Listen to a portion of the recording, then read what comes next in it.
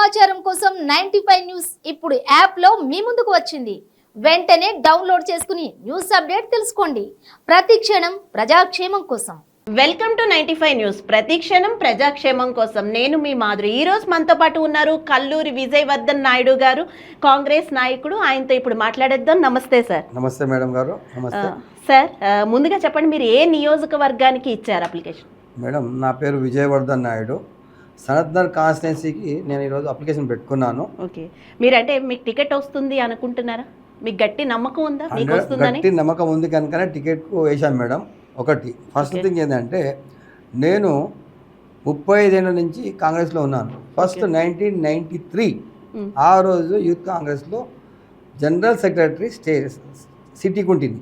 Okay, ఆ తర్వాత 5 years చేశాను. ఆ తర్వాత ఇంకో 5 ఇయర్స్ స్టేట్ చేశాను, general secretary state youth Congress. Okay, ఆ తర్వాత అంచెలంచెలు పెరుగుకుంటూ నేను ఒక స్టేజ్కి వచ్చాను. తర్వాత అదృష్టం బాగుండి మారి రాజశేఖర రెడ్డి గారు, వైఎస్ రాజశేఖర రెడ్డి గారు సీఎం అయ్యారు.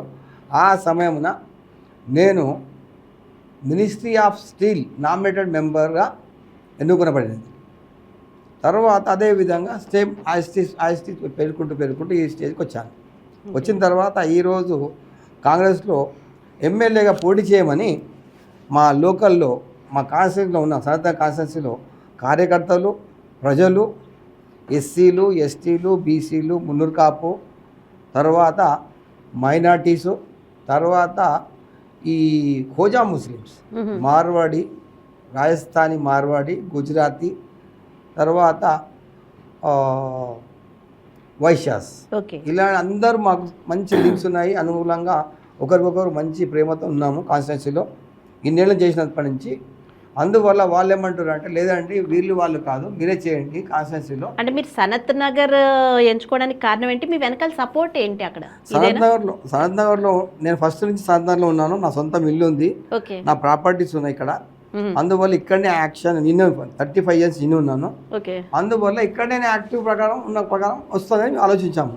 తర్వాత నాకున్నది అంటే ఇక్కడ బిజినెస్ మ్యాగ్నెట్స్ ఉన్నారు.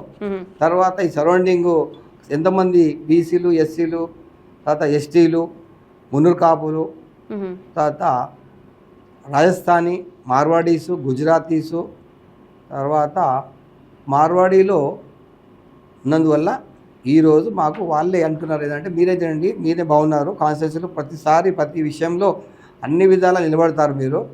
ఎలక్ట్రిక్ డిపార్ట్మెంట్ అయినా, వాటర్ వర్క్స్ అయినా, జిహెచ్ఎంసీలు అయినా ఏ ప్రాబ్లమ్స్ ఉన్నా కూడా నేను సాల్వ్ చేస్తున్నాను కూడా. అందువల్ల వాళ్ళు ఏమంటారంటే, బయట చేస్తారండి, మన కాన్స్టిట్యున్సీ లోకల్ ఉన్నా కనుక ఇక్కడే చేయండి, అందువల్ల మీరు చేస్తేనే బాగుంటుంది, మళ్ళీ వాళ్ళు వీళ్ళు ఎందుకు అవసరము అని.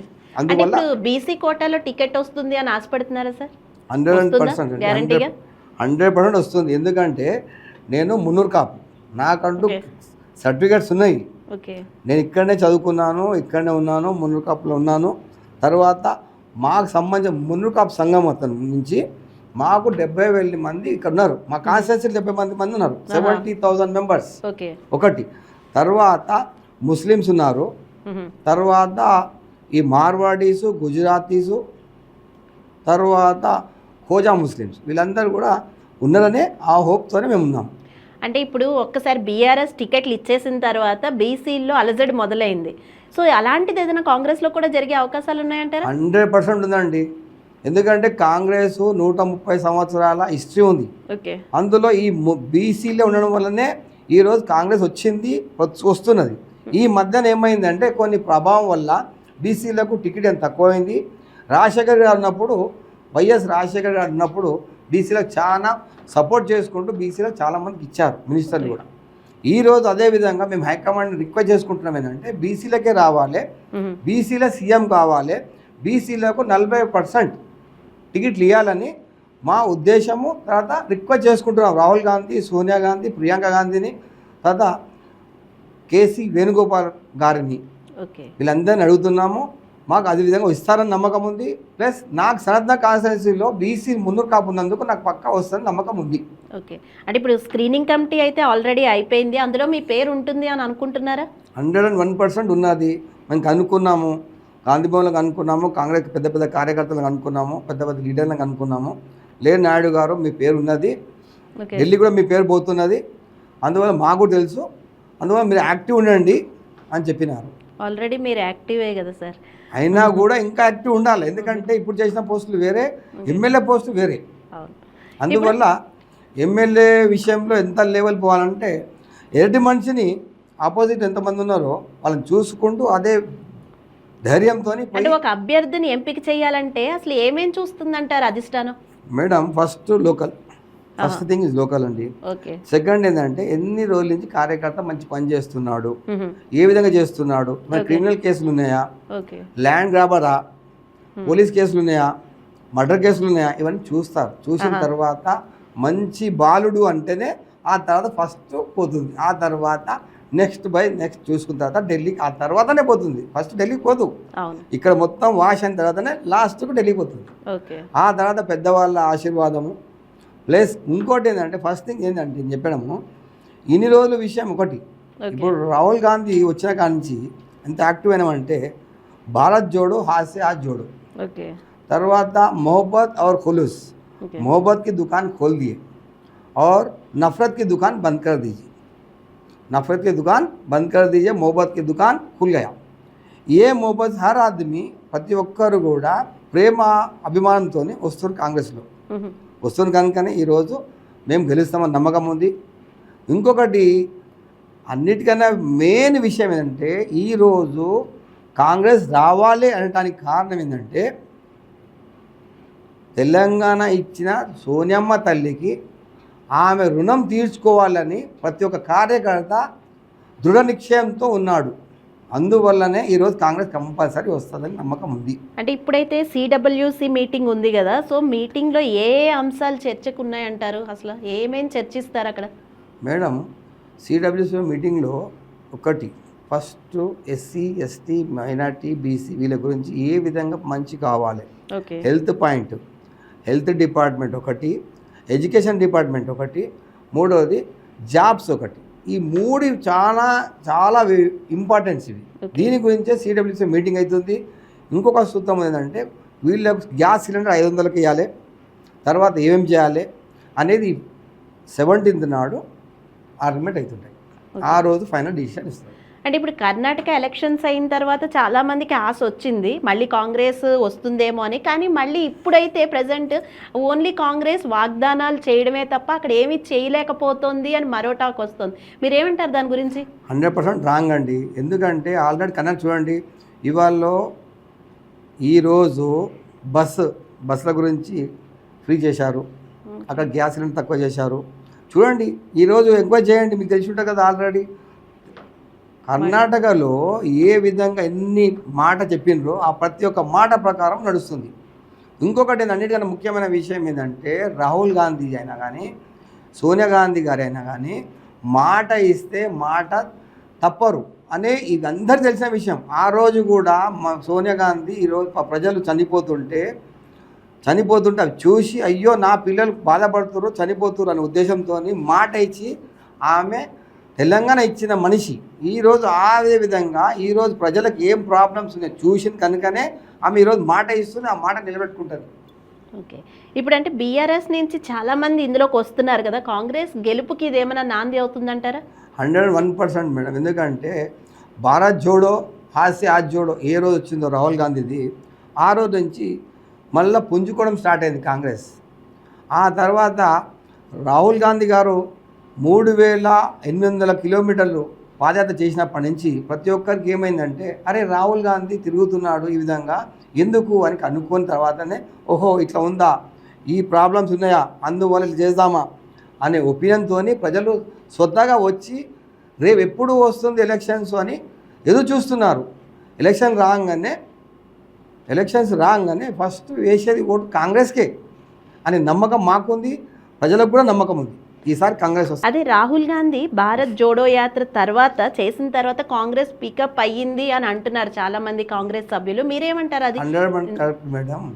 ఎందుకంటే ఏనాడు భారత్ జోడో స్టార్ట్ చేసిండో ఆ రోజు నుంచి అతను వెళ్ళడం స్టార్ట్ అయింది. ఆ తర్వాత ఆయన చేసే విధానాన్ని బట్టి ప్రతి ఒక్కరికి అబ్జర్వ్ చేశారు. 4000 కిలోమీటర్లు తిరగడం అంటే సమాజం మామూలు మాట కాదు. ఆ తర్వాత అర్థమైంది ప్రజలకు ఏంటంటే ఏమవుతుందని ప్రతి ఒక్కరు అబ్జర్వ్ చేసిండ్రు. తర్వాత రాహుల్ గాంధీ కూడా ప్రతి ఒక్కరిని ప్రతి దగ్గర పోయి ప్రతి దగ్గర ఏమేమి ప్రాబ్లమ్స్ ఉన్నాయో చూసిన తర్వాత ఆయనకు అబ్జర్వ్ అయిన తర్వాతనే దీని విధంగా వచ్చింది. ఈరోజు ప్రజలందరూ వెయిట్ చేస్తున్నారు ఏంటంటే ఎప్పుడు ఎలక్షన్స్ వస్తాయి, ఎప్పుడు రాహుల్ గాంధీ ప్రైమ్ మినిస్టర్ చేయాలి, తెలంగాణలో కాంగ్రెస్ తేవాలి. ఇప్పుడు సనత్ నగర్ నుంచి ఎన్ని వచ్చాయి సార్? సనత్ నగర్లో ఇప్పుడు 8 మంది వేసామండి, 8 మెంబర్స్. నాది సెకండ్లో నడుస్తుంది. అదే షూటింగ్ అయిపోయిందని చెప్పిండ్రు. ఒకవేళ మీకు టికెట్ రాకపోయినా సరే మీరు అధిష్టానం పట్ల ఇంతే అభిమానంతో ఉంటారా? ఎస్, 100%. మేడం, ఇవాళ టికెట్ విషయం వచ్చింది మాట్లాడుతుండ్రు. మేము 30 ఏళ్ళ నుంచి ఇదే పార్టీలో ఉన్నాం. ఎంతమంది పార్టీలు వచ్చి మాతో రిక్వెస్ట్ చేసి ఎంతోమంది ఇన్ని విధాల ఆశ చూపించినా కూడా మేము ఏ నాడు కూడా మేము ఏ పార్టీలో పోలేదు. ఎందుకంటే మాది ఒకటే మాట మీద ఉన్నాము, మనము తిప్పాము. మాకు దేవుని దయ ఉంది, అది ఆశీర్వాదం ఉంది. ఫస్ట్ నుంచి ఒకటే భాష, ఒకటే మాట. అంటే కాంగ్రెస్ పట్ల మీరు ఇంత మక్కువ చూపించడానికి గల రీజన్స్ ఏంటంటారు? లేదు మేడం, నాకు మనిషికి ఒక ఉంటుంది, ఎథిక్స్ ఉంటాయి కదా, ఆ ఎథిక్స్ ప్రకారమే మేము పోతున్నాం. ప్రతి మనిషికి ఒక ఎథిక్స్ ఉంటాయి. ఆ విధానంగానే మేము ఈరోజు కూడా ఫస్ట్ నుంచి ఉన్నాము, రేపు ఉంటాము. రేపు చివరకు కూడా కాంగ్రెస్ చనిపోవడం కూడా కాంగ్రెస్లోనే. మనం అంటే శుభ సూచకంగా మాట్లాడుకుంటే ఒకవేళ మీకు టికెట్ వస్తే కనుక మీరు ఎమ్మెల్యే అయితే ఏం చేస్తారు ప్రజల కోసం, అది చెప్పండి సార్. నిజంగా చెప్పాలా మేడం? చెప్పండి సార్. నేను చెప్పేది ఒకటే మేడం, నా ప్రజలకు అన్ని విధాల నేను వెన్నుదన్ను ఉంటాను. ఒకటి water works, electric department, drainage department, ఎన్ని విధాలు ఏ డిపార్ట్మెంట్ ఉన్నాయో, మెయిన్ థింగ్ ఈజ్ జిహెచ్ఎంసీలో ఇండ్లు కట్టుకునేటోళ్ళకు ప్రతి ఒక్కరికి అండదండగా ఉంటానని మాటిస్తున్నాను. ఇప్పుడైతే బీఆర్ఎస్ బీజేపీ కూడా గట్టి పోటీ ఉన్నాయి.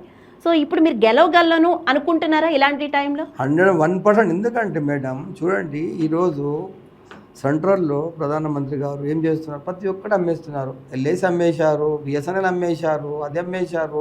ఏమైనా ఆదాని అంబానీ ఇదేనా? ఈ దేశము 130 సంవత్సరాల నుంచి ఉన్నప్పుడు 70 ఏళ్ళ నుంచి పార్టీలు నడుస్తున్నాయి, విన్నారా? అందులో 40 ఏళ్ళు కాంగ్రెస్ పరిపాలించింది.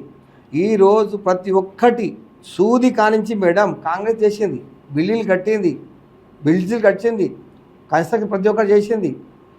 నాగార్జున సాగర్ చేసింది. చిన్న ఎగ్జాంపుల్ చెప్తున్నా, నాగార్జున సాగర్ ఇక్కడ చేసింది. ఇంతవరకు ప్రాజెక్ట్ కట్టారా? ఎన్ని ప్రాజెక్ట్ కట్టారు? ఎలక్ట్రిక్ ఎట్లా వచ్చింది? ఈరోజు ప్రతి గ్రామానికి పోతుందండి ఎలక్ట్రిసిటీ. ఎట్లా పోయింది? 60 ఏళ్ళు వీళ్ళు కష్టపడింది, ఎట్టొచ్చింది? ఈ 10 ఏళ్ళ నుంచి వచ్చింది ఎలక్ట్రిసిటీ. ఎప్పటి నుంచి ఉంది ఎలక్ట్రిసిటీ? అందువల్ల వీళ్ళు ఏం చేయరు, ఉట్టిగా ఏదంటే ఒక అడ్డా పెట్టేసారు, ఏదంటే హిందూ ముస్లిం, అంతే తప్ప వేరే ఏది లేదు. నిజంగా చెప్పాలంటే సబ్కా సాత్ सबके साथ रहना, ये मोहब्बत है, मोहब्बत के साथ हम लोग हैं. ये कांग्रेस की मामला है. ఓకే, చివరిగా చెప్పండి సార్, కాంగ్రెస్కి ఓట్ వేయాలి అనుకునే వారికి మీరు ఏం చెప్తారు? ఒకటే మేడం, కాంగ్రెస్కు ఇవాళ గెలిపేయాలి. ఒకటే మాట, తెలంగాణ ఇచ్చిన తల్లికి రుణం తీర్చుకోవాలి. ఎన్ని ఏళ్ళ నుంచి మనం ఎదురు చూస్తున్న తెలంగాణ 1960 నుంచి చూస్తున్నాం. 60 ఏళ్ళు, 50 60 ఏళ్ళ నుంచి తెలంగాణ అనే మాటకు విలువ ఇచ్చిన సోనియా గాంధీకి ఈరోజు రుణం తీర్చుకోవాలని మా ఉద్దేశము. ప్రజలకు కూడా రెడీ ఉన్నారు. ఈ ఉద్దేశాన్ని సోనియా గాంధీ గారికి ఇవ్వడానికి, గిఫ్ట్ ఇవ్వడానికి ఈరోజు ప్రతి ఒక్కరు కార్యకర్తలు ఉన్నారు, ప్రజలు కూడా ఉన్నారు.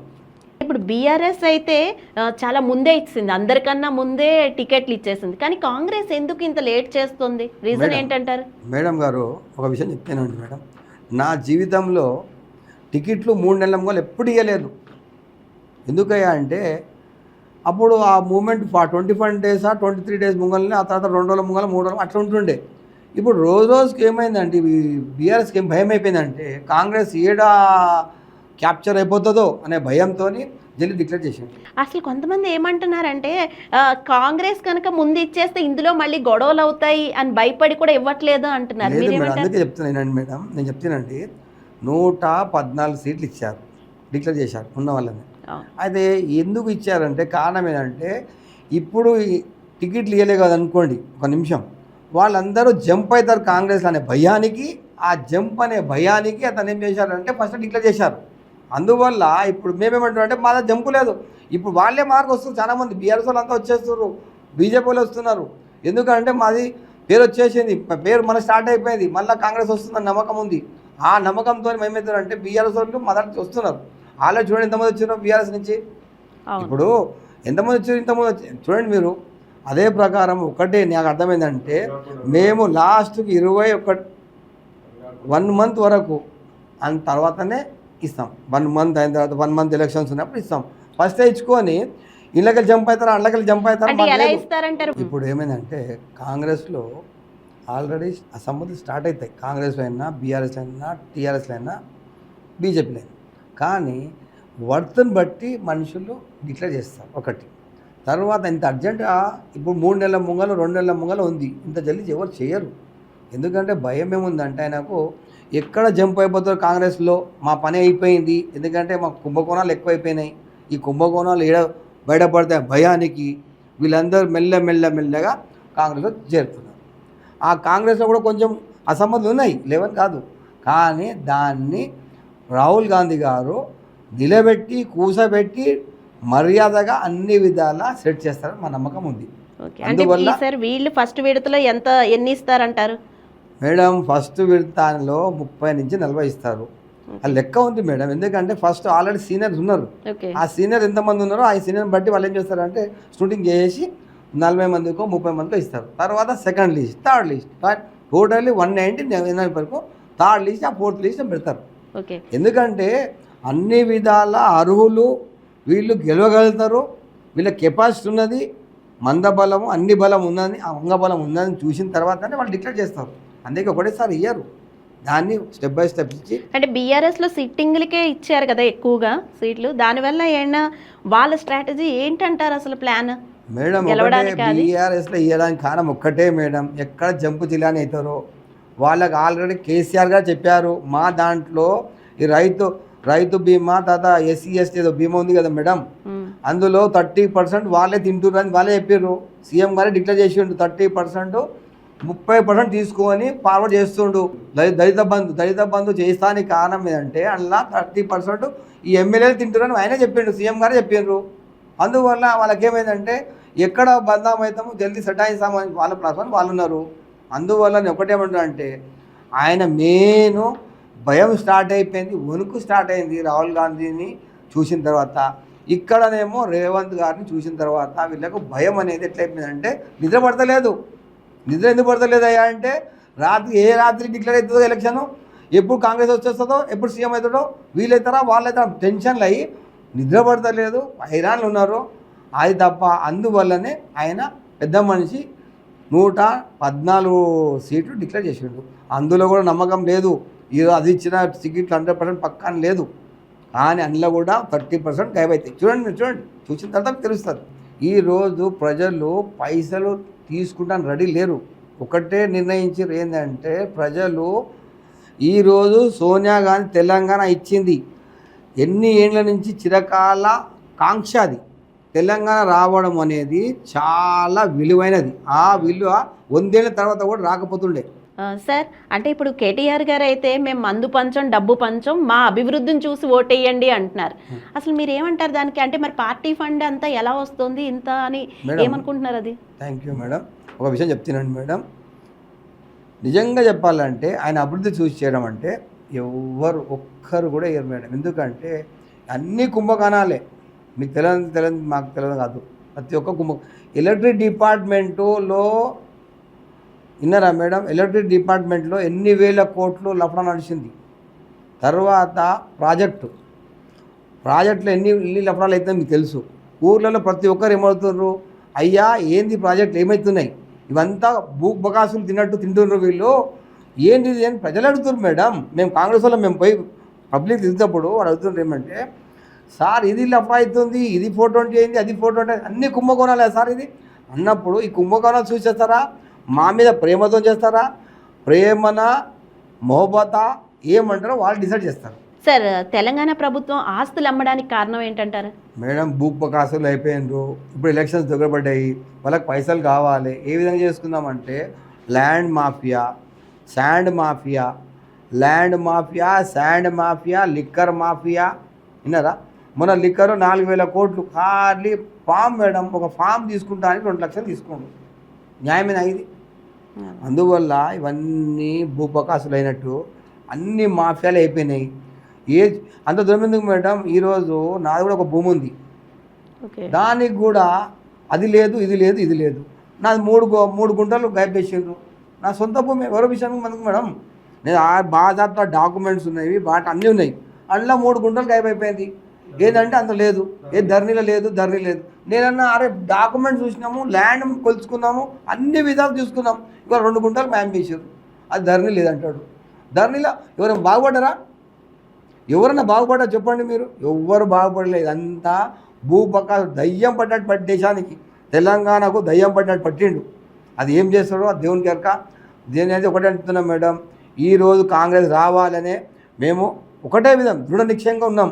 ప్లస్ ప్రజలు కూడా అదే విధంగా ఉన్నారు. ఎందుకంటే మా దగ్గర ఇలాంటి బకాసులు లేరు, ఇంత బకాసులు ఎక్కడ లేరు.